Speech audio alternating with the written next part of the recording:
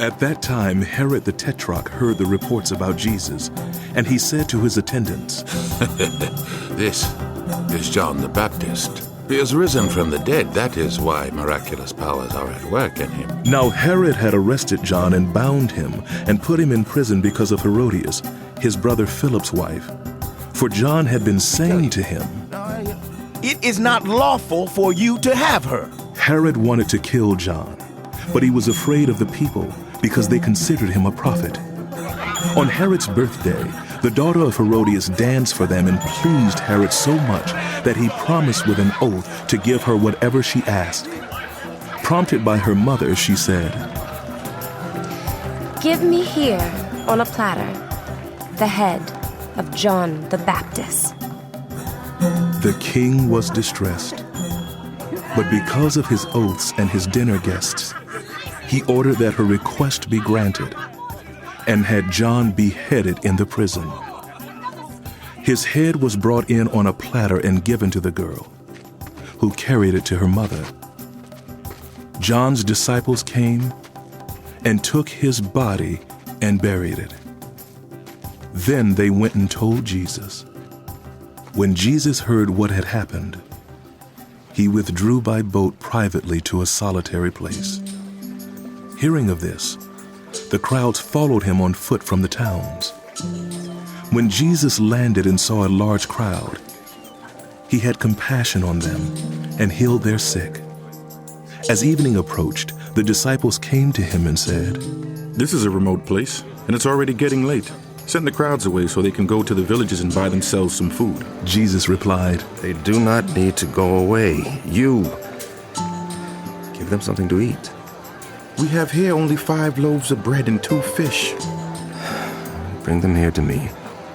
and he directed the people to sit down on the grass. Just sit over here. Taking the 5 loaves and the 2 fish and looking up to heaven, he gave thanks and broke the loaves.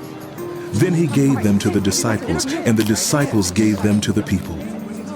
They all ate and were satisfied, and the disciples picked up 12 basketfuls of broken pieces that were left over. The number of those who ate was about 5,000 men, besides women and children.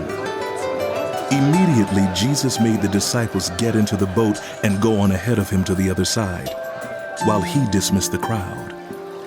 After he had dismissed them, he went up on a mountainside by himself to pray. When evening came, he was there alone, but the boat was already a considerable distance from land, buffeted by the waves because the wind was against it.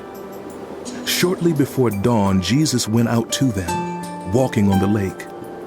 When the disciples saw him walking on the lake, they were terrified. It's a ghost! They said, and cried out in fear. But Jesus immediately said to them, "Take courage! It is I!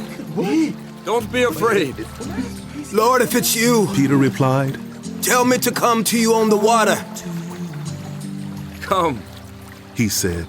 What are you doing? Then Peter got down out of the boat, walked on the water, and came toward Jesus. But when he saw the wind, he was afraid, and beginning to sink, cried out, Lord, save me! Immediately Jesus reached out his hand and caught him. You of little faith. Why did you doubt? And when they climbed into the boat, the wind died down. Then those who were in the boat worshipped him, saying, Truly, you are the Son of God. When they had crossed over, they landed at Gennesaret. And when the men of that place recognized Jesus, they sent word to all the surrounding country. People brought all their sick to him and begged him to let the sick just touch the edge of his cloak. And all who touched him were healed.